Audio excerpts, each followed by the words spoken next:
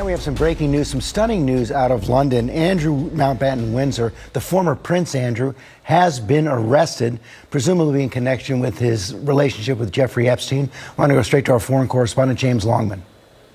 Hi, George. Yes, extraordinary news out of the UK this morning. The former Prince Andrew Mountbatten-Windsor, has this morning been arrested on the Sandringham estate where he was living after having been removed, of course, from the home he was living in Windsor. The Thames Valley Police, the police here in the UK, put out a statement. They haven't named him specifically, but they are saying a man in his 60s has been arrested. As part of the investigation, they say we have today arrested a man in his 60s from Norfolk on suspicion of misconduct in public office and are carrying out searches at addresses in Berkshire and Norfolk. They say the man remains in police custody at this time. They are not, like I say, naming Andrew, but we know that it is him.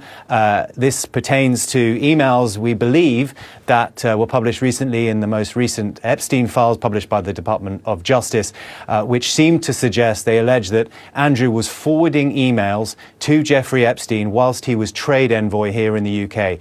Now, as a public official, that is misconduct. That is what the police are alleging. That's the charges that they presumably are bringing to him if they do indeed charge him. He is under arrest and remains in custody for that.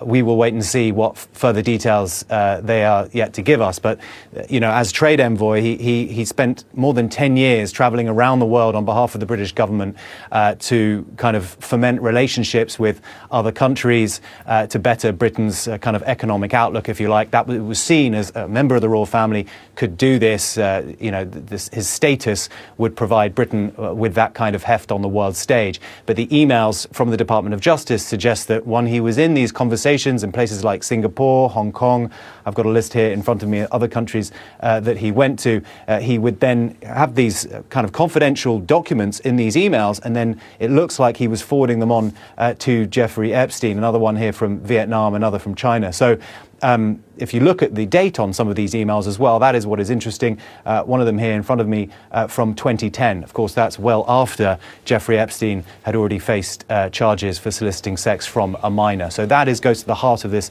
entire issue around Andrew and Epstein. The relationship that he had with that convicted sex offender went far beyond the time which he said that he had broken all contact with him.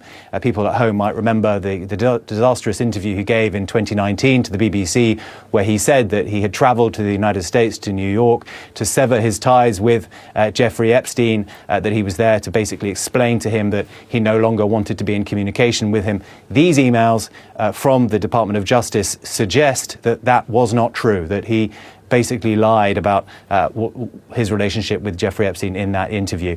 He has always denied, we should say, any wrongdoing when it comes to the allegations about sex trafficking. Virginia Giuffre, of course, the individual who alleged that she was sex trafficked by Epstein for sex with Andrew, he has denied that strenuously. We haven't had comment from him or the palace on these latest allegations about emails to Jeffrey Epstein in his position as trade envoy.